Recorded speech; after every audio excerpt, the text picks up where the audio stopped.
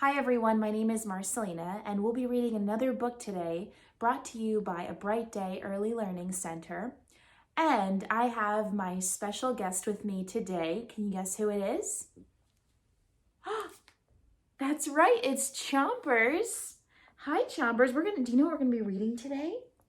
We're going to be reading a book called The Spectacular Tale of Peter Rabbit by Emma Thompson, just in time for Easter.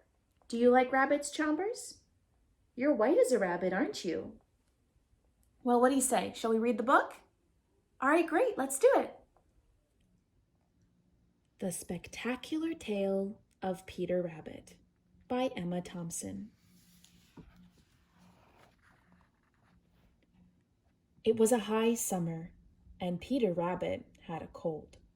He lay on his back in a patch of dry moss, looked up at the clouds, and sneezed. He was bored. Just then, as if he carried on the breeze, he heard the faint sound of a drum and pipes. Peter sat up. A traveling fun fair had come to the village. It had a coconut shy, a Punch and Judy, a merry-go-round, and a smaller roller coaster, and a sign which said, "Everyone welcome."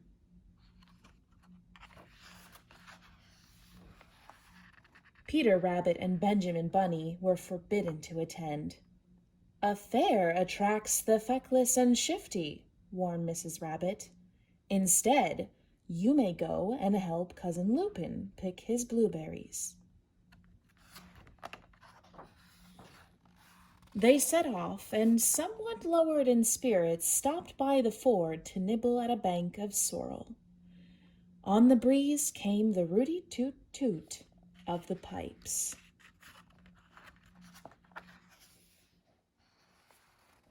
They both sat bolt upright and looked at each other.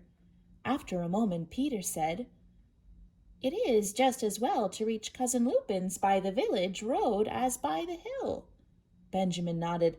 "We would not be going to the fair. We would be passing it." Benjamin nodded again.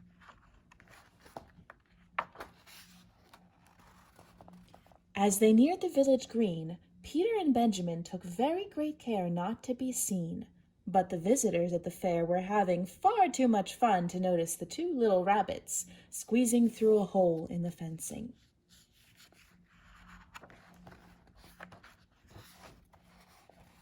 At first, the yelling and the laughing and the banging of drums were too much for Benjamin, who had to pull his ears down round to his chin. But Peter was thrilled. His eyes grew rounder and rounder as he watched a man shooting pellets at tin ducks.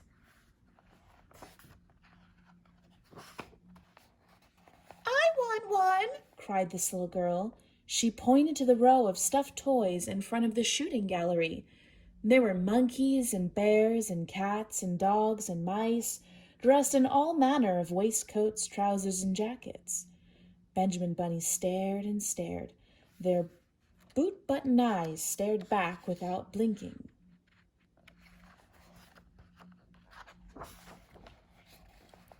The crowd jostled to see the man shoot for his little girl. One of the toys, a cross-eyed kitten in a pink ruff, was knocked off the shelf. Quick as a flash, Benjamin Bunny pulled it away and sat on it. No one saw.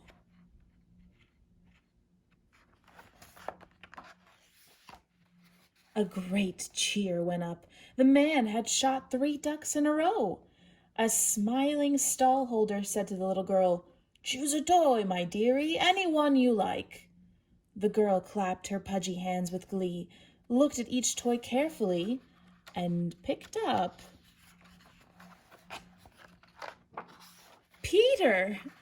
He had been so still, watching in his blue jacket, that she had mistaken him for a prize. He found himself being kissed all over and hugged so tightly he was nearly choked. Then he was stuffed without ceremony into a small woolen bag. Benjamin watched it all with rising horror. Hardly knowing what he was doing, he began to follow the little girl, skittering from beneath one of the stalls to the next, and dragging the cross-eyed kitten by its leg.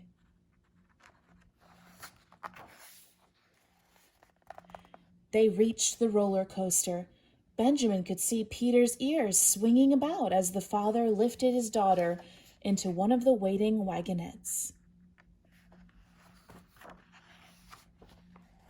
As for Peter, once he had recovered from the shock, he took care to resist his natural urge to wriggle out of the bag. Through the handles, he could just see the crisscross beams of the roller coaster as the wagonette began to rise.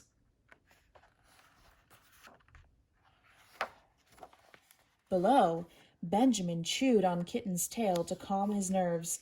The wagonette seemed to clank upwards for a very long time. Then, suddenly it stopped.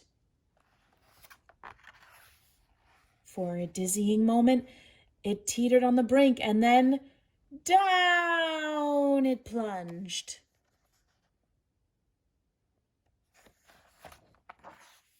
From the ground, all Benjamin could see were Peter's ears billowing out of the top of the bag. "Oh, my poor cousin," he whimpered. "Whatever will become of him?" Dodging deftly under the stripy skirts of a red-faced lady selling toffee apples, Benjamin ran to the foot of the roller coaster and hid inside a greasy poke of newspaper, which, judging by the smell, had recently contained some fish. At the same time, the wagonette containing the father, his daughter, and Peter came to a juddering halt. The little girl skipped out, joggling Peter in the bag, which had become very oppressive. Her father tried to follow, but was less nimble. "My knee's stuck," he roared. "Help me, Flossie." The little girl dropped her bag on the ground and ran to help her father, laughing at his grumpy face.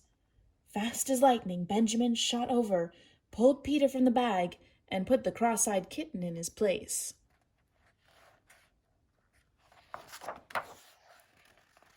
The cousins ran, although Peter, being wobbly in the legs, had to lean on Benjamin. They reached the safety of the newspaper poke just in time, for the little girl had picked up her bag and was looking with fury at the cross-eyed kitten. "That's not my toy!" she cried. "Who's taken my toy?" She pulled out the kitten and threw it on the ground. "Leave it, Flossie," said her father. "Let's have a turn on the merry-go-round." But the little girl refused to hear, her blue eyes darting here and there, swift and sharp as a hawk's. Then Peter stumbled on an apple core. One of the brass buttons on his jacket caught in the sunshine. "There!" shouted the little girl. "There's my toy!" And she pointed directly at Peter and Benjamin. The rabbits froze. The father looked over and frowned. He rubbed his eyes. "I didn't win 2 of the blooming things, did I?" he muttered. Then the girl rushed towards Peter. Peter and Benjamin ran faster than they had ever run in their lives. They shot past the coconut shy, under the Punch and Judy, through the merry-go-round, which was still moving, and, unable to find the hole in the fencing, simply ran directly out at the gate, past the astonished ticket seller. The little girl tried to keep up, but was no match for 2 frightened rabbits. She plopped to the ground and set up a wail. "Come now, Floss," said her father, tired of the fair and heat in the crowd. "One toy's as good as any other," and he handed her the cross-eyed kitten. It was an exhausted, filthy pair of bunnies, both smelling of grease and old fish, who tumbled onto the floor of the sandy burrow later that evening. Mrs. Rabbit took one look at their tired, guilty faces and thought it prudent not to exact any punishment. Instead, they were bundled into a hot bath, rubbed vigorously with rough towels, and put straight to bed, with cups of hot milk and nutmeg for its calming properties.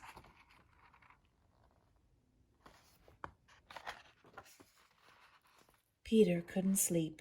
In the wee, small hours, Benjamin found him staring at the fairground lights, which twinkled merrily on the dark horizon. "Couldn't you have waited to rescue me until after the merry-go-round?" said Peter. Benjamin simply pulled his blanket up over his ears. The end. Wow, that was such a great story. What was your favorite part? My favorite part, oh, and Chompers' favorite part too, was when Peter Rabbit went on the roller coaster. That was fun, wasn't it? I think Peter wanted to go back on that roller coaster. Well, thank you so much again for joining us, and we hope to see you on our next story time, brought to you by A Bright Day Early Learning Center. Bye, everybody.